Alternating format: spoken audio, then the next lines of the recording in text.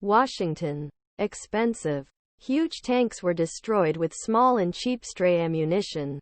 Drones help artillery find targets. The battlefield is so full of sensors that it is impossible to stay hidden for a long time.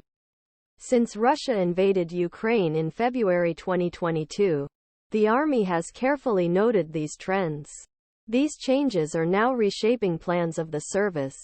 From purchasing phase to how to approach formations and redesign logistics, the Army has already rethinked plans to modernize tanks and change their strategies with drones. The character war is changing. Chief of General Staff Gen. Randy George said in an interview with Defense News prior to the annual conference U.S. Army Union. And I think this will continue to change very quickly. And we have to have the mindset that will change with it. Gen. James Rainey, who led Army Futures Command, organization's agency responsible for modernizing power. He said organization should adapt its artillery strategy to what is happening in Ukraine, and what U.S. Pacific Army demands from conventional fires.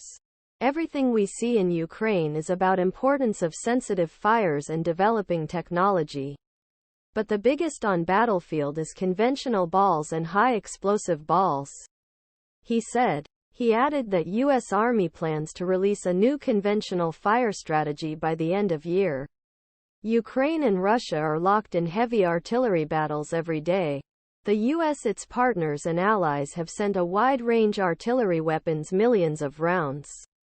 Ammunition, including the high-motion artillery rocket system to counter Russia's firepower. Ukrainian President Volodymyr Zelenskyy believed that HIMARS made a big difference in the rescue of the country's critical areas under Russian occupation. Retired Lieutenant General Ben Hodges, who previously commanded the U.S. European Army, said the war in Ukraine made it clear that artillery weapons were still critical. He said that a layered approach to artillery and layouts means the use of mobile systems or drawn, with different types of ammunition reaching different ranges. The strategy will also consider new technologies strengthen traditional fires on the battlefield, such as advances in propellant gas that allow mid-range balls to fire longer-range systems. The document will also consider the role of robotics, such as automatic loaders for ammunition. The Army has tried technologies such as automatic loaders that ease the burden of artillery operators and increase rates. Army Procurement Chief Doug Bush told Defense News in September that the fire strategy will drive important decisions in his portfolio, including how to track the extended range artillery requirement. The strategy looks at a combination of factors. Bush said, "Need cast balls or crawler balls or wheeled balls? What can you do with ammunition to get range instead of building new balls?"